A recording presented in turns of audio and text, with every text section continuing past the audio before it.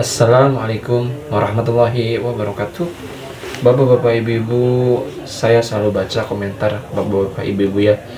Silakan berkomentar sesuka hati bapak-bapak ibu-ibu dan kalau bisa memberikan pemahaman ya.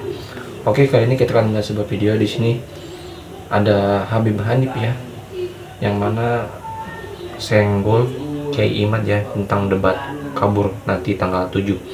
Kira-kira seperti apa ya? Dan Kiai Imad pun sebenarnya udah mengiyakan ajak diskusi di UIN Wali Songo ya. Oke, dan di sini ada mata kuliah gratis untuk Muhyiddin Gus Wafi ya dari Dr. Sugeng. Kita doakan Dr. Sugeng juga sehat selalu ya, amin.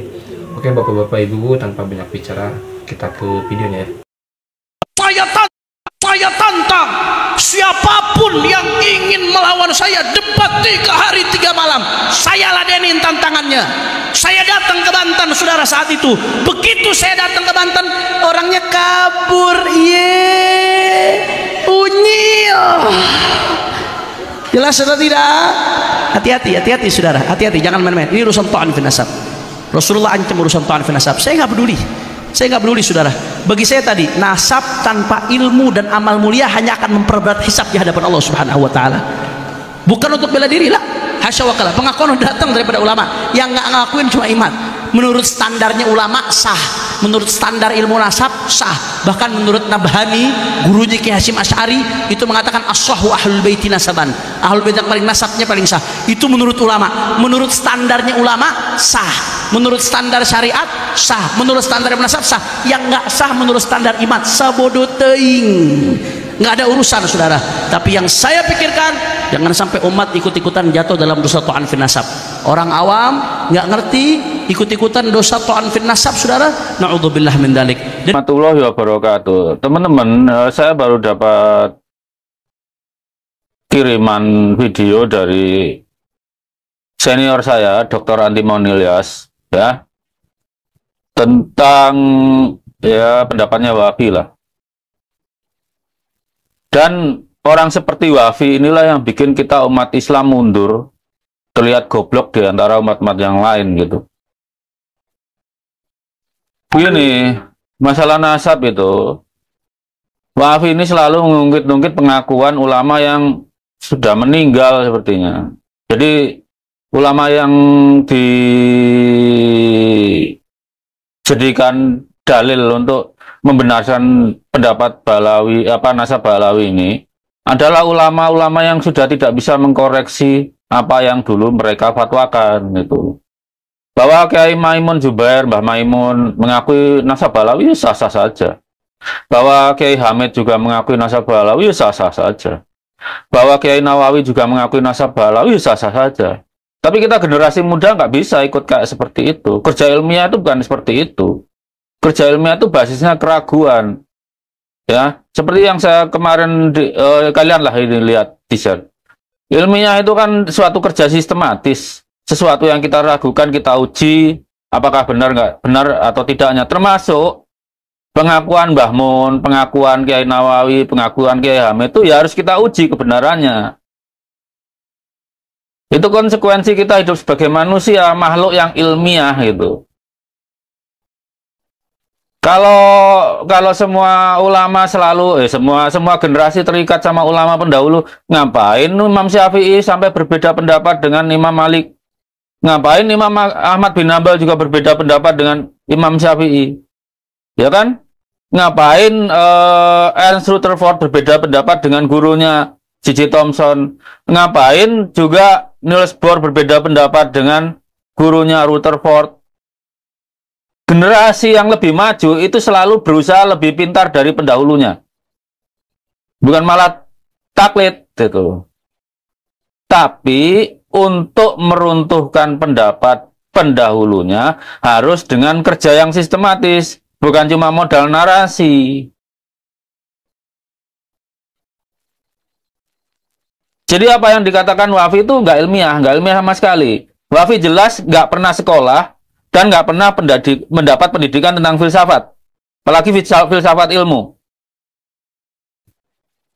Jadi Robito Alawiyah ini memang mempekerjakan ustadz-ustadz geblek model Wafi.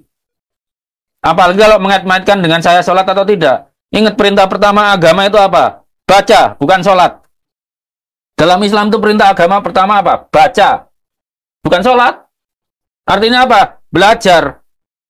Nabi itu memerintahkan belajar dari begitu kita dilahirkan ibu, sampai kita menjelang meninggal. Perintah sholat baru kapan? Akil balik. Ya enggak? Logika Wafi itu jungkir balik. Saya berani bilang kalau dia mau, saya tes kecerdasannya. Saya bayari. Jadi yang belain nasab Balawi ini ya geblek-geblek kayak Wafi itu. Perkara sholat dia jungkir balik nggak masalah, tapi nggak bikin dia pinter. Kalau dia pinter harus belajar, harus mau baca, harus mau menerima kebenaran. Kebenaran yang dia terima pun, dia harus ragu dulu, tapi dia kewajiban ngujinya. Ingat dalam kerja sains, itu kita musuh menjadi apa yang menjadi musuh apa yang kita baca. Yang kita baca itu kita ragukan, kita uji kebenarannya. Cara paling dekat adalah menguji dengan buku bacaan lain yang sejenis. Makanya kalau kita menulis karya ilmiah, itu tidak boleh hanya pendapat yang mendukung kita. Yang melawan pun kita kutip. Kita adu sampai bisa kita ambil kesimpulan. Dan itu penyakit Robito Alawiyah atau para habaib. Coba kalau khotbah, yang dikutip selalu dari Habib sana, habis sini, habis sana, habis sini. Hah? Itu tidak ilmiah itu. Itu propaganda itu namanya. Kalau saya ketika ngomong tentang DNA, saya nantang siapapun, keluarkan hitungannya. Angka lawan angka, data lawan data, baru olah data. Bukan narasi lawannya.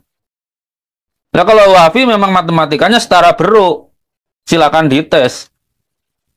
Ya beruknya bisa sholat sih dia. Tapi ingat dalam Islam itu, semua makhluk itu berzikir.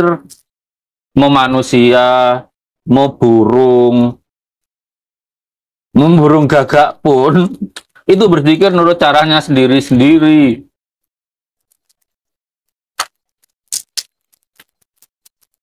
Jadi, yang rajin sholat bagus. Tapi kan kewajiban kita nggak cuma sholat aja. Ingat perintah agama pertama itu baca. Bukan sholat. Baca. Belajar. Belajar apapun yang memberi manfaat kepada umat manusia, kepada alam sekitarnya. Orang-orang yang masih suka nembakin burung itu ya orang goblok-goblok memang sih. Udah burung tinggal dikit, dagingnya pun dikit, kalau ditembak ngapain dia nembak burung? Kan mending bikin rel gitu, bikin sasaran bergerak dia tembak gitu. Bukan nembakin burung yang nggak bisa ngelawan. Jadi itu Wafi, kalau kamu sholat bolak-balik terserah, itu urusan pribadimu. Tapi apakah kamu dengan sholatmu itu membawa manfaat kepada bangsa Indonesia? Ya belum tentu. Kewajibanmu yang pertama itu belajar. Taklid aja nggak diperintahkan kok. Misalnya taklid Kiai Maimun, Kiai Nawawi, atau Kiai Hamid. Enggak ada perintahnya. Tapi kewajibanmu belajar. Dan dalam ilmiah, kita malah wajib meragukan pengakuan Kiai Maimun, Kiai Nawawi, Kiai Hamid Pasuruan itu kita wajib meragukan. Setelah kita ragukan, kita uji keyakinannya. Kalau mereka keyakinannya benar, ya kita benarkan. Tapi kalau keyakinannya salah, ya kita koreksi. Gitu loh.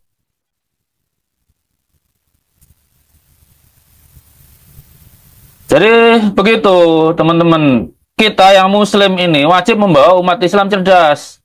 Kalau Imam Syafi'i aja berani berbeda pendapat dengan gurunya, Imam Malik, dan Imam Ahmad bin Hambal juga berani berbeda pendapat dengan gurunya, Imam Syafi'i. Kenapa kita nggak berani berbeda pendapat dengan Mbah Mun? Kenapa kita nggak berani berbeda pendapat dengan Kiai Nawawi atau berbeda pendapat dengan Kiai Hamid? Kita wajib menghormati tiga kiai itu, tapi bukan berarti kita harus menurut apa pendapat mereka. Apalagi pendapat mereka itu bukan dari kerja ilmiah. Cuma penerimaan aja karena nggak punya alasan menentang. Sekarang kita punya buktinya. Bahwa Balawi ini bukan keturunan paternal Nabi Ibrahim. Padahal pembuktian bahwa mereka keturunan paternal Nabi Ibrahim itu sebetulnya kan di beban Robitul Alawiyah, bukan beban kita. Kita tuh malah wajib nggak meyakini, nggak ada buktinya. Prinsip ilmiah kan begitu. Prinsip ilmiah siapapun yang mengklaim, dialah yang wajib membuktikan. Balawi tidak pernah. Buku nasabnya itu juga nggak tertib waktu kan. Secara kronografi kan nggak tertib waktu. Pencatatannya backdating jauh banget setelah tanda petik Ubaidillah, entah dia beneran ada atau tidak, meninggal. Tidak ada sumber primer bahwa Ubaidillah itu hidup, nggak ada. Tanyain Mama Zumail, sumber primernya Ubaidillah hidup itu apa? Bisa nggak dia menjawab secara definitif? Nggak ada.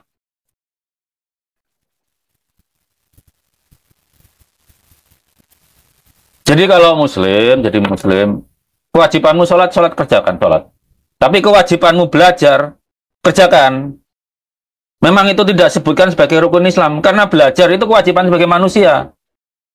Mau Hindu, Buddha, Kristen, Islam, ateis, agnostik, semuanya secara naluriah belajar. Tapi di Islam dilegalkan menjadi kewajiban. Apa perintahnya? Iqra, perintah pertama. Bukan taklid seperti kata Wafid itu. Makanya Wafid itu otaknya rudimenter. Karena apa? Taklid itu aja. Diberi otak tapi nggak dipakai.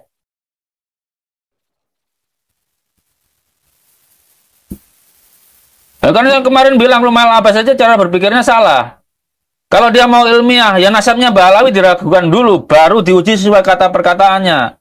Bahwa secara historis itu soheh, secara biologis harus soheh. Dan dia yang sekarang tidak sejam pun mendapat pelajaran biologi, kimia, biokimia, genetika, terus apa lagi, bioteknologi atau fisiologi, berusaha memfalsifikasi kebenaran ilmu genetika. Ya, orang-orang bawa pendapatnya Mas Ahmad Utomo. Mas Ahmad Utomo itu nggak berbeda pendapat dengan saya. Bedanya cuma satu. Mas Ahmad itu belum merasa bahwa waktunya yang merasa keturunan Nabi itu harus tes DNA, itu aja bedanya. Kalau saya tegas, sesuai aturan ilmiah, yang mengklaim itu yang wajib membuktikan. Itu pelajaran dasar itu, dia satu, nggak perlu sampai level S3, seperti saya atau Mas Ahmad. Jadi kalau untuk paham tentang genetika, wah Anda nggak perlu sampai PhD kok. Asal mengambil pelajaran genetika dasar, terus biokimia dan kimia di kinetika laju reaksi, Anda akan tahu kalau nasabnya Balawi ini batil. Dan Wafi kalau membawa Mbah Mun, Kiai Nawawi, dan Kiai Hamid, beliau bertiga itu wajib kita hormati. Jangan dibawa-bawa. Kalau pendapatnya salah kemudian jadi acuan kamulah yang harus tanggung dosanya. Tanggung jawab beliau bertiga ini hanya sampai sebatas umurnya. Kalau salah, kita generasi berikutnya yang mengkoreksinya untuk memuliakan tiga kiai besar ini. Membuat mereka salah itu bukan untuk menurunkan kehormatannya, enggak kok. Buktinya ya Imam Malik tetap terhormat, Imam Syafi'i tetap terhormat walaupun ada madzhab baru, atau kalau di ilmu pengetahuan alam itu J.J. Thomson tetap terhormat, tercatat sejarah. Ernst Rutherford juga tercatat sejarah, Niels Bohr juga tercatat sejarah. Semua manusia yang punya peran dalam ilmunya walaupun dikoreksi. Oke, bapak-bapak, ibu-ibu, tadi dia video dari yang mana pertama ada Habib Hanif Al-Atos ya, yang mana beliau menyatakan bahwa siap melayani 3 hari 3 malam ya debat bersama Kiai Haji Imaduddin, yang mana di sini Kiai Iman katanya selalu kabur-kaburan ya, seperti itu. Dan tadi ada kuliah gratis untuk Muhyiddin Ghazwafi ya dari Dr. Sugeng, yang mana ya mungkin Ghazwafi menyatakan bahwa ya pendapat ini udah soalnya udah semua, cuman Dr. Sugeng dia berpendapat bahwa kalau ada yang salah ya wajib dikoreksi, dan wajib generasi penerusnya itu ya membenarkan, ya maksudnya ya membenarkan, namanya mau koreksi yang salahnya gitu. Dan di sini ya Dr. Sugeng juga ya bilangnya nggak menurunkan kehormatan ya marwah ulama tersebut ya. Oke, kita doakan semoga para habaib yang benar, Dr. Sugeng, Kiai Imad, dan semuanya para habaib yang benar, Allah panjangkan umurnya sehat selalu, amin ya rabbal alamin. Bapak-bapak, ibu-ibu juga sehat selalu, amin ya rabbal alamin. Terima kasih, sampai berjumpa di next video. Assalamualaikum warahmatullahi wabarakatuh.